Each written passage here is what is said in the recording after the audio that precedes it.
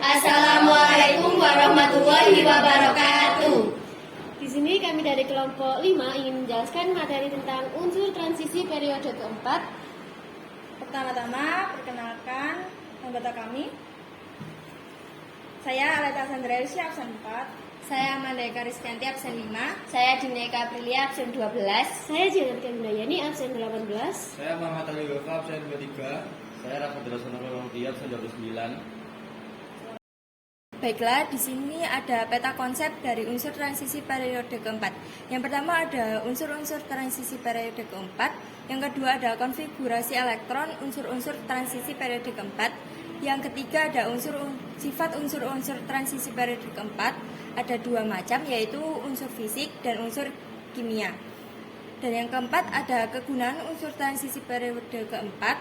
Dan yang terakhir ada karakteristik unsur transisi periode keempat. Di sini saya akan menjelaskan unsur-unsur transisi periode keempat.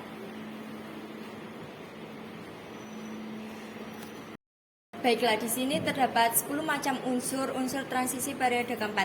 Yang pertama ada skadium, titanium, vanadium, kromium, mangan, besi, kobalt, nikel, tembaga, dan seng. Dalam kimia terdapat unsur golongan transisi periode keempat dalam sistem periodik unsur atau SPU. Letak unsur tersebut berada pada blok D atau D blok. Unsur golongan transisi semuanya berbentuk logam, sehingga disebut pula golongan logam transisi periode keempat. Unsur transisi adalah unsur-unsur dan konfigurasi elektronnya berakhir pada subkulit D dan subkulit F. Apabila unsur transisi memiliki elektron terakhir pada subkulit D, maka dikelompokkan sebagai unsur transisi luar. Sebaliknya, jika unsur transisi tersebut elektron terakhirnya ada di subkulit F, maka masuk dalam kelompok unsur transisi dalam.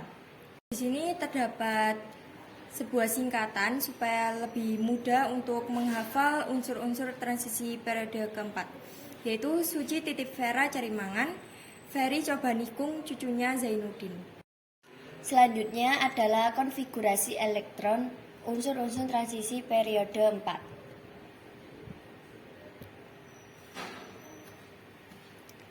Berikut adalah gambar dari konfigurasi elektron unsur-unsur transisi periode keempat.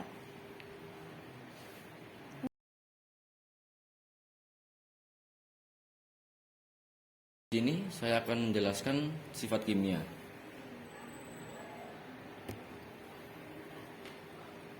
Yang pertama, dari kereaktifan. Dari data potensial elektroda, unsur-unsur transisi periode keempat memiliki harga potensial elektroda negatif kecuali Cu. Ini menunjukkan logam-logam tersebut dapat larut dalam asam kecuali tembaga. Kebanyakan logam transisi dapat bereaksi dengan unsur-unsur non-logam, misalnya oksigen dan halogen. Seperti pada reaksi berikut ini.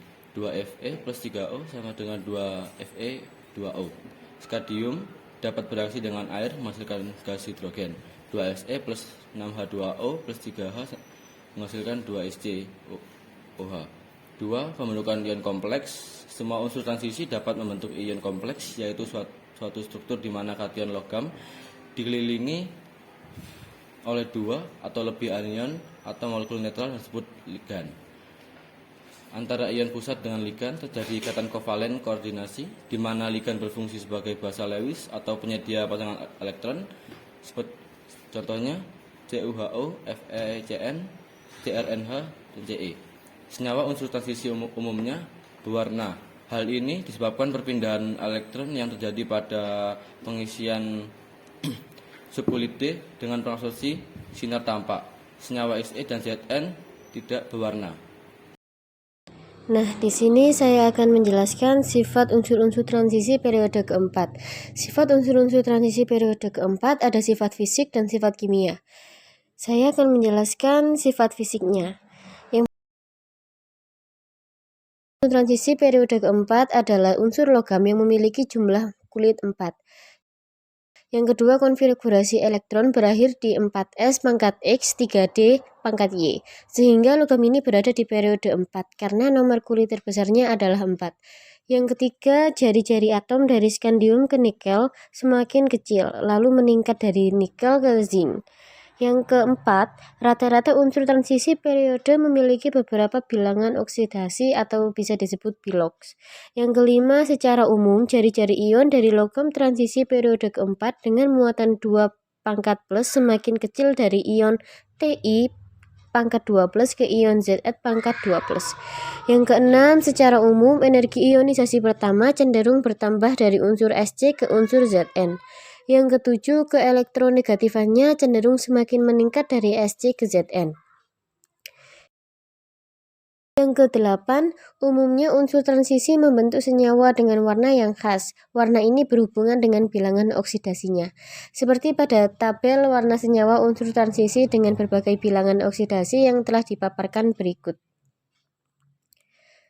Dan yang terakhir yaitu berdasarkan sifat kemagnetannya, unsur-unsur transisi pada periode keempat dikelompokkan menjadi 3, yaitu diamagnetik, paramagnetik, dan ferromagnetik.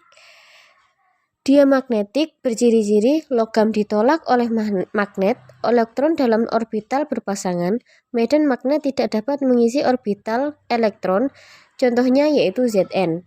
Ferromagnetik berciri-ciri logam ditarik kuat oleh magnet, elektron dalam orbital tidak berpasangan, medan magnet mengisi orbital dengan elektron yang tidak berpasangan, contohnya yaitu Fe, Co, dan Ni.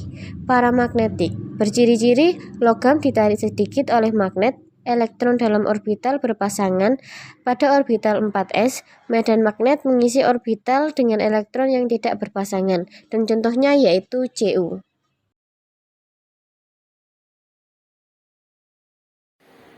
Selanjutnya adalah karakteristik unsur transisi periode 4.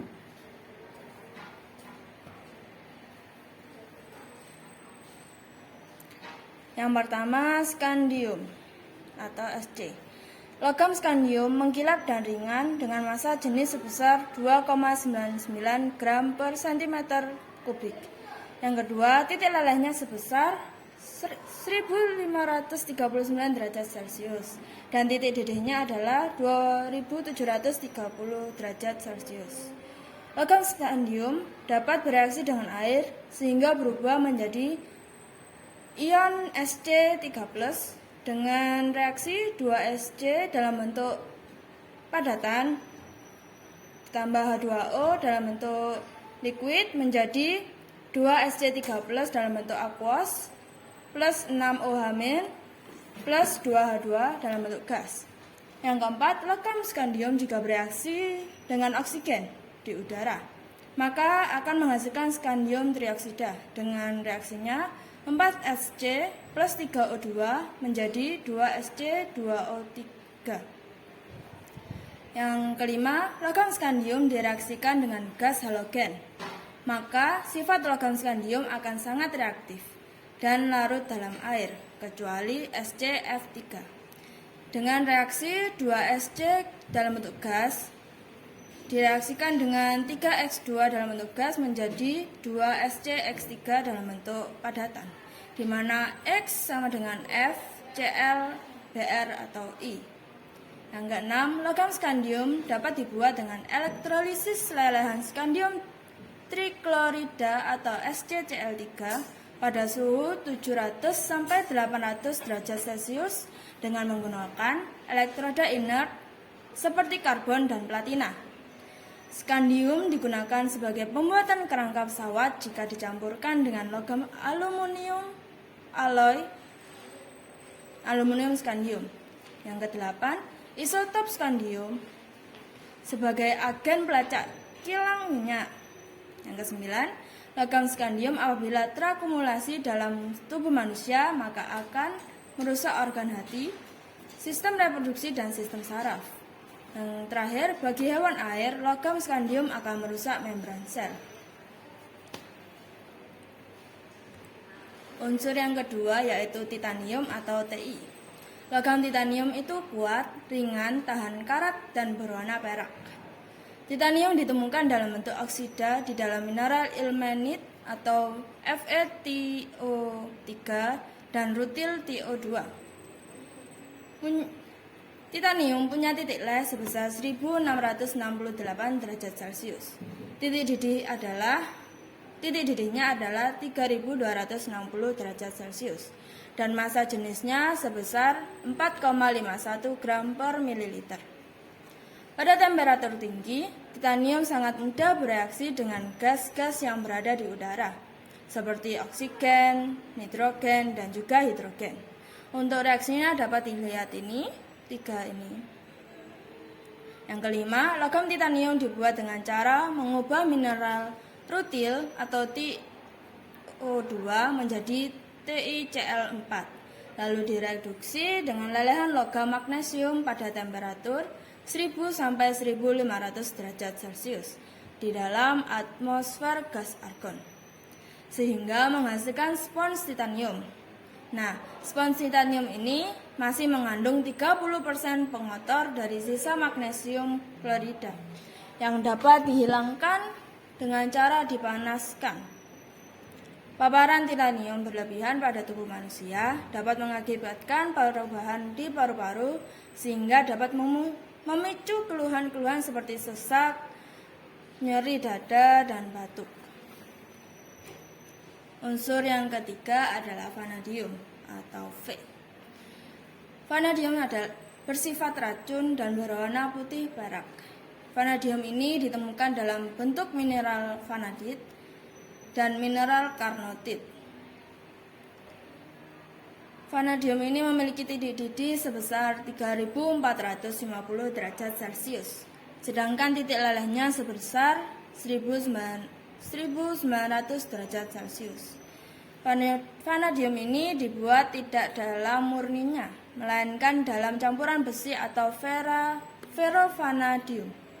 Ferrovanadium dapat dibuat dengan mereduksi vanadium oksida menggunakan campuran silikon dan besi dalam wadah bertekanan tinggi dan menghasilkan silikon dioksida. Agar silikon dioksida hilang, maka direaksikan dengan kalsium oksida atau CaO, maka dihasilkan ferrovanadium.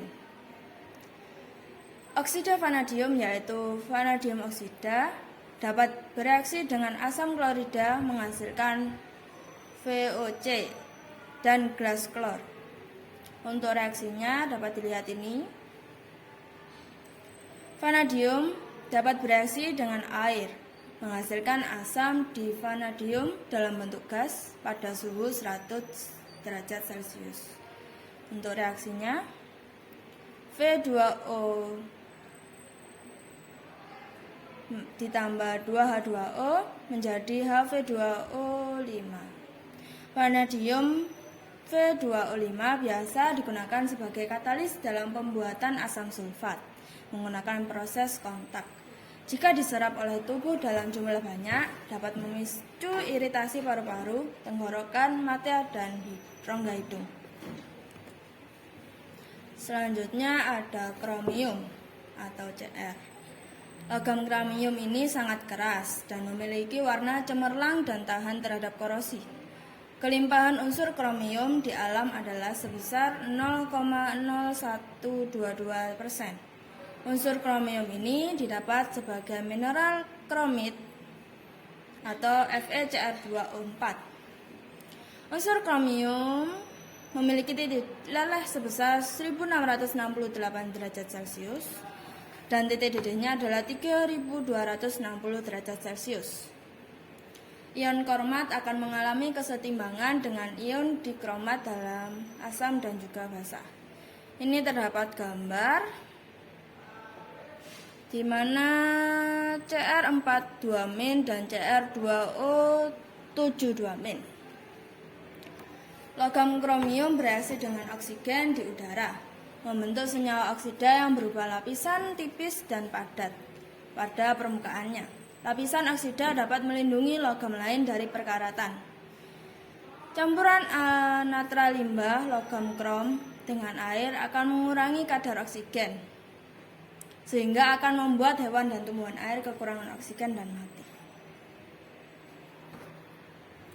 Selanjutnya adalah mangan atau Mn. Kelimpahan mangan di kerak bumi sekitar 0,1%. Mangan ditemukan di alam dalam bentuk mineral seperti pada pirolusit atau MnO2 atau disebut juga sebagai batu kawi, manganit, dan psilomelan. Unsur mangan memiliki titik didih sebesar 2150 derajat Celcius dan titik lelehnya adalah 1245 derajat Celcius.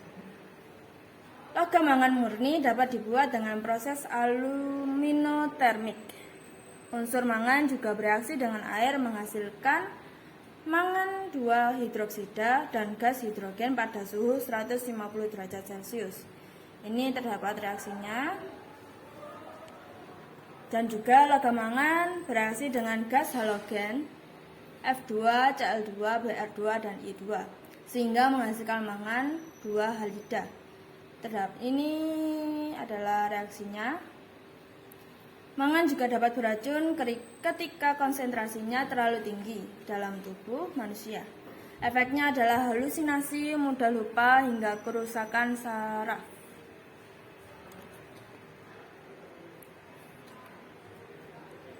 Selanjutnya adalah besi atau Fe. Logam besi bersifat ferromagnetik atau sangat kuat jika ditarik oleh magnet. Logam besi berwarna perak mengkilap dan mudah ditempa dan juga mudah dijadikan magnet.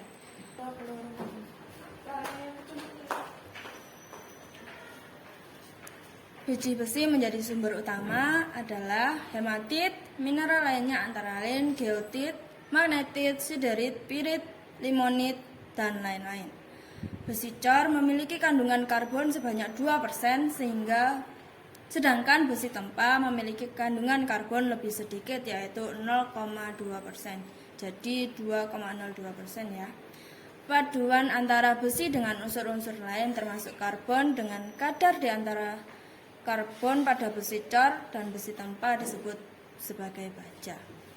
Besi akan mengalami kontak langsung dengan oksigen dan uap air sehingga logam besi akan teroksidasi dan membentuk karat. Reaksinya yaitu ini. Selanjutnya adalah besi memiliki titik leleh sebesar 1536 derajat Celcius dan titik didih sebesar 3000 derajat Celcius. Prinsip pengolahan logam besi ini menggunakan proses tanur tinggi di mana biji besi direduksi dengan karbon monoksida atau CO yang dihasilkan dari kokas atau karbon dengan tingkat kemurnian tinggi dan udara yang dihembuskan dari dasar tanur. Besi bermanfaat bagi tubuh manusia, yaitu sebagai zat besi yang berguna untuk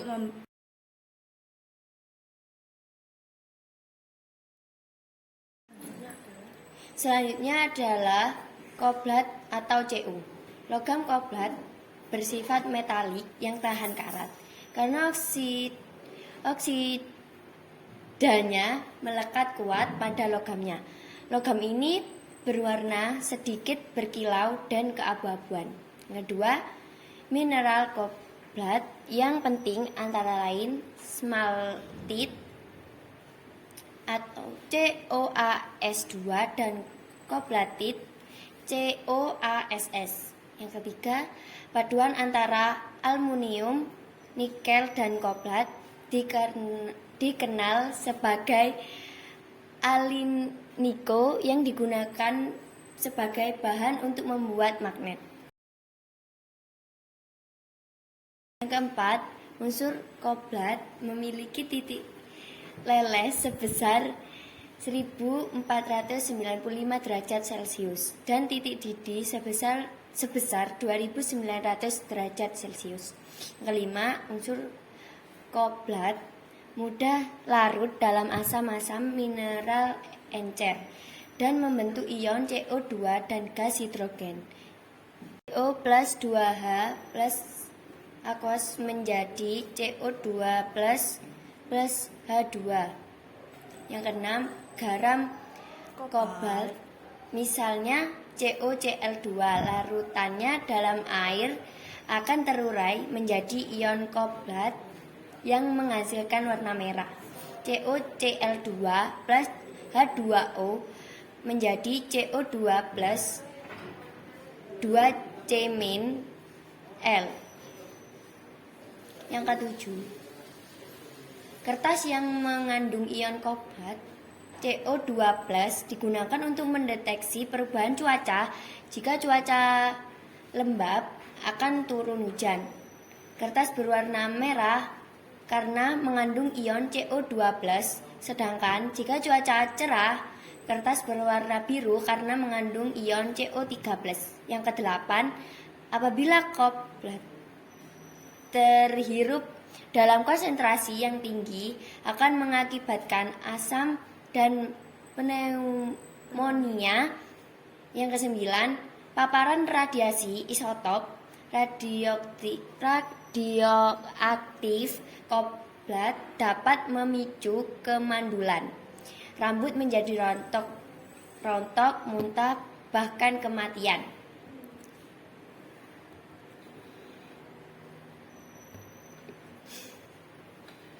Yang selanjutnya, nikel atau Ni. Yang pertama, logam nikel adalah logam yang lunak, mengkilap seperti perak dan tahan terhadap korasi bahkan pada keadaan suhu tinggi. Yang kedua, perpaduan logam nikel dengan logam lain seperti krom dan besi akan menghasilkan baja tahan karat atau stainless steel. Yang ketiga, biji nikel yang utama ditemukan sebagai mineral diantaranya milerit atau NiS, pentlandit atau Fe(Ni), 9S8 dan laterit. Biji nikel yang paling banyak di Indonesia adalah laterit. Yang keempat, paduan antara aluminium, nikel dan kobalt dikenal sebagai alnico yang digunakan sebagai bahan untuk membuat magnet. Yang kelima, titik didih dari unsur nikel ini adalah sebesar 2730 derajat Celcius, sedangkan titik lelehnya adalah 1453 derajat Celcius. Yang keenam, proses untuk mendapatkan nikel dari biji nikel dilakukan dengan mereduksi mineral pentlandit Fe(Ni) 9S8 melalui proses tanur tinggi. Yang ketujuh, logam nikel dapat bereaksi dengan asam, seperti dengan asam nitrat dan menghasilkan nikel 2 nitrat 3Ni plus 8NHNO3 menjadi 3Ni NO3 2 kali plus 2NO plus 4H2O. 8. Sulfida nikel juga dapat bereaksi dengan larutan amonia NiS plus 2O2 plus NH3 menjadi NiNH3NSO4.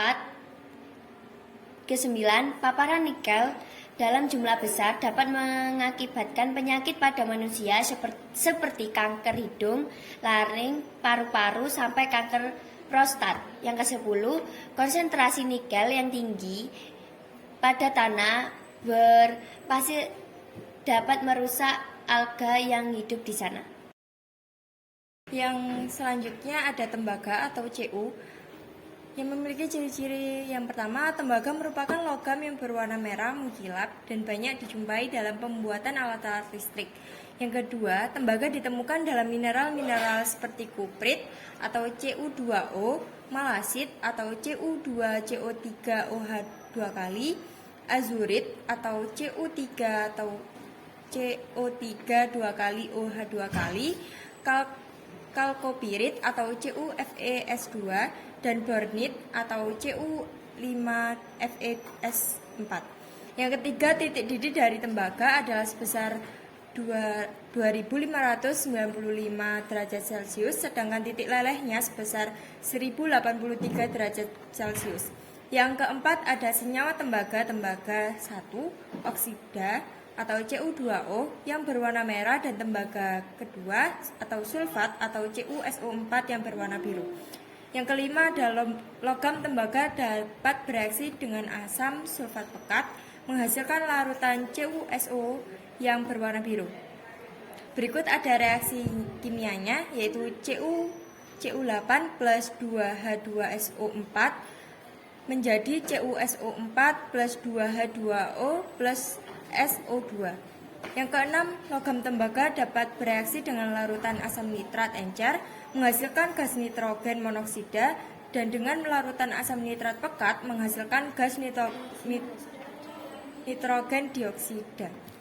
Berikut ada reaksinya.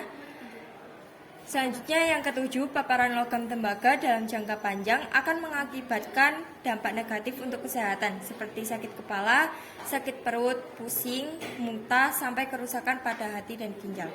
Dan yang terakhir ada seng atau Zn. Yang pertama, titik lelehnya sebesar 419,5 derajat Celcius dan titik didihnya sebesar 905 derajat Celcius.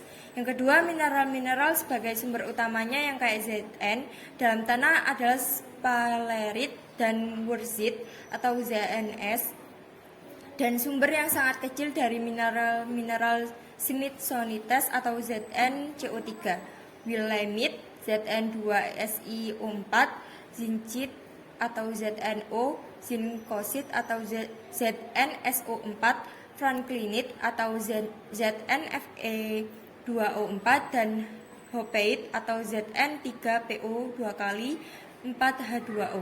Yang ketiga, proses pembuatan seng sulfid dilakukan dengan pemanggangan sel sulfida atau ZnS, lalu oksida seng ZnO direduksi dengan karbon pijar. Lalu dihasilkanlah logam seng atau Zn. Proses ini berlangsung pada suhu kurang lebih 1200 derajat Celcius. Berikut ada reaksi-reaksinya. Dan yang keempat, oksida seng atau ZnO dilarutkan dengan larutan asam sulfat untuk menghasilkan larutan tidak murni seng sulfat. Berikut ada reaksinya. Dan yang kelima, logam seng juga dapat bereaksi dengan asam klorida menghasilkan zinc klorida atau ZnCl2. Berikut ada reaksinya. Dan yang keenam, seng memiliki harga potensial reduksi lebih kecil dibandingkan besi, sehingga seng dapat digunakan sebagai logam pelapis besi agar tahan karat. Reaksinya yaitu Zn plus 2 elektron menghasilkan Zn2 plus E-selnya sama dengan min 0,76 volt. Yang kedua, Fe plus 2E menghasilkan Fe2 plus, E-selnya min 0,44 volt. Selanjutnya saya akan menjelaskan gunaan unsur transisi periode 4. Beberapa gunaan untuk logam unsur transisi. Yang pertama, skandium digunakan untuk lampu intensitas tinggi. Yang kedua, titanium digunakan untuk industri pesawat terbang dan industri kimia. Contohnya seperti pemutih kertas, kaca, keramik. Yang ketiga yaitu vanadium digunakan untuk paduan logam besi dan titanium. Digunakan sebagai katalis pembuatan asam sulfat. Yang keempat yaitu kromium digunakan sebagai pelat baja dan sebagai pembersih bahan organik pada alat laboratorium. Yang kelima yaitu mangan, digunakan untuk produksi baja dan umumnya alloy MnV. Yang keenam yaitu besi, digunakan untuk perangkat elektronik. Yang ketujuh yaitu kobalt, digunakan untuk paduan logam. Yang kedelapan yaitu nikel, digunakan untuk pelapis logam agar tahan karat dan membuat monel atau paduan baja. Yang kesembilan yaitu tembaga, digunakan pada barang elektronik. Dan yang terakhir yaitu seng, digunakan untuk melapisi besi. Sekian presentasi dari kelompok kami. Kurang lebihnya, wassalamualaikum warahmatullahi wabarakatuh.